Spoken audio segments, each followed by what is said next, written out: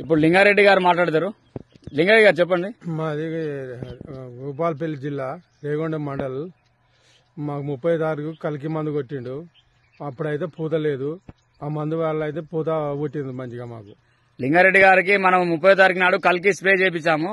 అప్పుడు వారి మిరప తోటలో పూత లేకుండా ఉండే, కొంచెం ముడతా ఉండు, పురుగు ఉండే. ఇప్పుడు కొట్టినాక ఎట్లా పనిచేసింది ఏందనేది మన లింగారెడ్డి గారు చెప్తారు. లింగారెడ్డి గారు ఇప్పుడు మీకు ముడత పోయిందా? ముడత పోయింది, పురుగు పోయిందా? పురుగు పోయింది, ముడత పోయింది, మొగ్గ మంచిగా పూత వస్తుంది. మొగ్గ వస్తుంది, పూత వస్తుంది. మనం కొట్టి ఇవాళకి 30 తారీఖు అంటే 4 తారీఖు 5 రోజులు అవుతుంది. 5 రోజులు. మీకు మంచిగా అనిపిస్తుంది కలికి మందు? మంచిగా అనిపిస్తుంది. మీకు చూడడానికి తోట మంచిగా పచ్చ పడుతుందా? మంచిగా నీట్ గానే ఉన్నది. లింగారెడ్డి గారి తోట ఈ విధంగా ఉన్నది, చూడొచ్చు అందరు. పూత కూడా చూడొచ్చు.